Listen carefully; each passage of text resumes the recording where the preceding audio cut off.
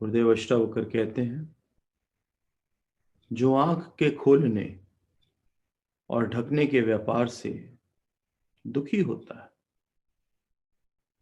वे आलसी शिरोमणि का ही सुख है, दूसरे किसी का नहीं।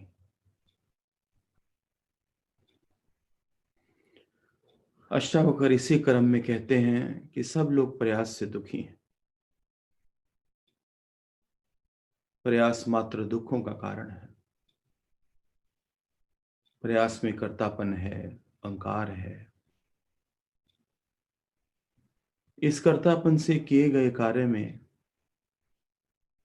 फलाकांक्षाएं हैं। इनके साथ अपेक्षाएं जुड़ी हैं, जिनका ना पूरा होने पर मनुष्य दुखी होता है। कर्तापन अर्थात अहंकार होने से तनाव होगा ही। कर्म में आनंद नहीं आएगा, वे बेगार की भांति उसे ढोएगा, क्योंकि दृष्टि कर्म पर नहीं, फल प्राप्ति पर ही होगी। मैंने आपको बताया कि सब मेडिटेशन की बात है, ध्यान समाधि धारणा की बात है। अष्टावक्र कहते हैं ये आलसी शिरोमणि का सुख है। आलसी शिरोमणि बोला है इसको। कौन बात करेगा? हाँ मीनू, बोलो।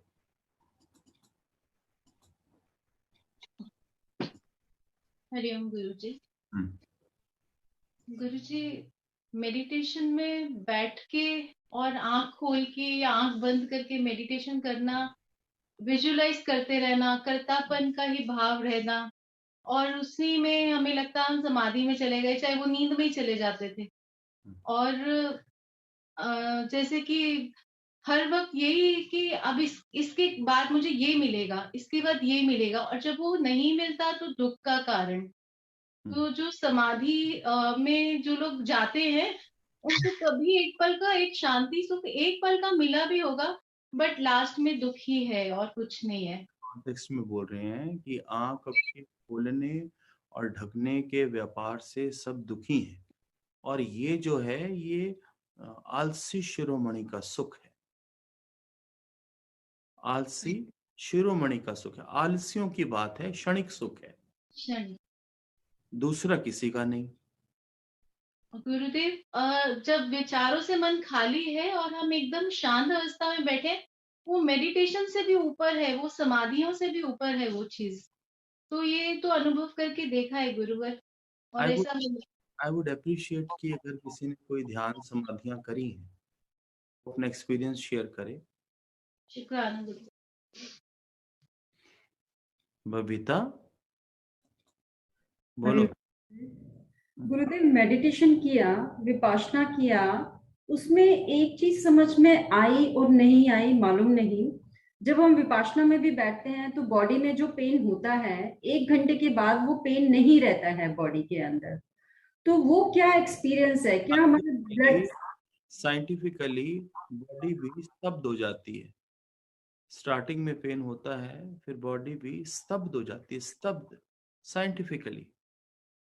तो वो पेन जो है वो भासता नहीं है। और वो उस समय बहुत अच्छा लगता है कि सुबह उठकर अगर 1 घंटा बैठते हैं तो उसमें मेडिटेशन में भी अगर बैठ रहे हैं तो गुरु का ध्यान आता है।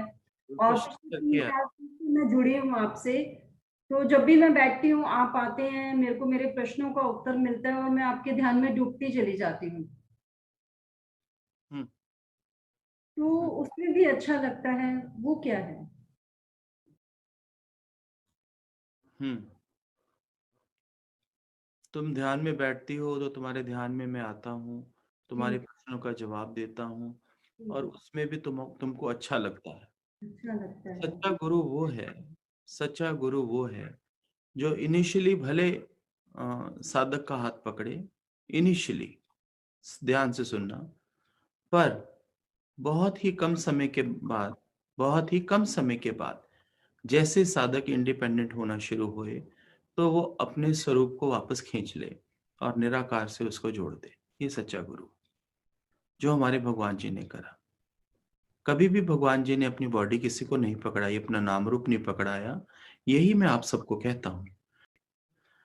अभी आप समझो बात को, अगर आप ध्यान में बैठते हो, आपके ध्यान में कोई बॉडी आती है, गुरु की बॉडी आती है, वो आपके प्रश्नों का जवाब भी देती है, राइट? तो उसमें भी आपको बहुत अच्छा लगता है। पर अगर आपका गुरु सच्चा है, अगर आपका गुरु वाकई ही पूर्ण गुरु है, तो वो कभी कभी भी आपको अपनी बॉडी, अपना नाम रूप बिल्कुल नहीं पकड़ाएगा, आपको निराकार ही पकड़ाएगा। वापसी में आपको निराकार ही देगा। आप आओगे उसको पकड़ने के लिए, वो भागेगा नहीं, वो तुमको पूरा प्रेम करेगा, वो तुमको पूरा रास्ता दिखाएगा। लेकिन जैसे ही आप इंडिपेंडेंट होएंगे, जैसे ही आपके अंदर में ताकत आएगी, आपके अंदर में समझ आएगी, आपके अंदर में मैच्योरिटी आएगी, maturity is the right word.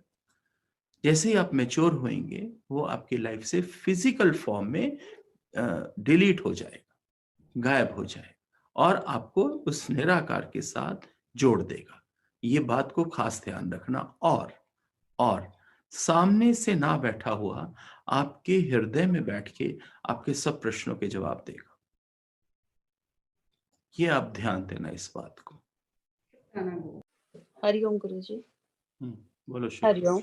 Hariom गुरुजी। गुरुजी, बहुत देर से मेडिटेशन के साथ ही चल रही थी, बहुत सालों से कर रही हूँ। ये अब समझ ही नहीं आ रहा था, अब समझ आ रहा है कि वो तो एक सौदा ही था, व्यापार ही था गुरुजी।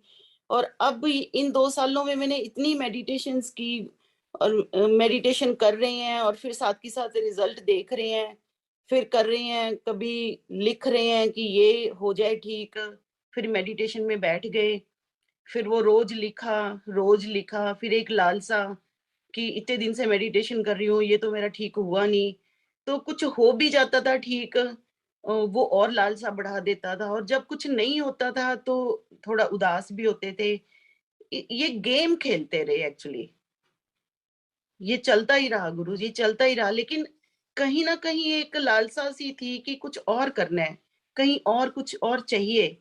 और उस चाहिए में ही गुरुजी फिर जैसे आपसे जुड़ी हूं मैं, तो सच में एक पूर्ण सेटिस्फेक्शन होती तो मैं और आगे ना जाती, वहीं पे अटक जाती।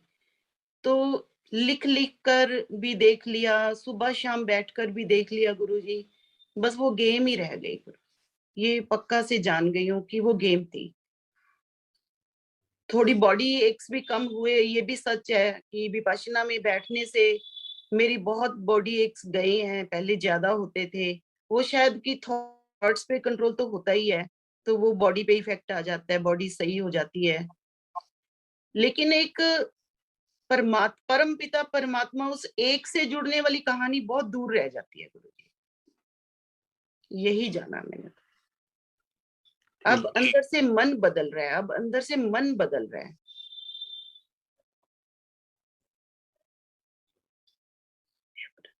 ज्ञान का आनंद चिरस्थायी है, क्रिया का जो सुख है वो क्षणिक। जो मेडिटेशन सिखाते हैं वो ब्रह्म ज्ञानी के आगे नहीं बैठ सकते, क्योंकि ये दोनों रास्ते अलग हैं। मेडिटेशन का रास्ता करने का रास्ता है और पाने का रास्ता है, जबकि ब्रह्म ज्ञान जो है बेसिक फना करने का मार्ग है, फना। तो दोनों मार्ग अलग है और ये कभी भी नहीं मिल सकते। मेडिटेशन का रास्ता है पानी का, पाने का, करके पाओ, करके पाओ, करके पाओ, जिसमें मन उद्वेलित रहता ही रहता है। कभी मन अमन नहीं होता, कभी मन 100% रिलैक्स नहीं होता। बड़ा अच्छा हुआ, बड़ा अच्छा हुआ जो जो भगवान मिल गए, बड़ा अच्छा हुआ। न रुले ही रहते हम भी।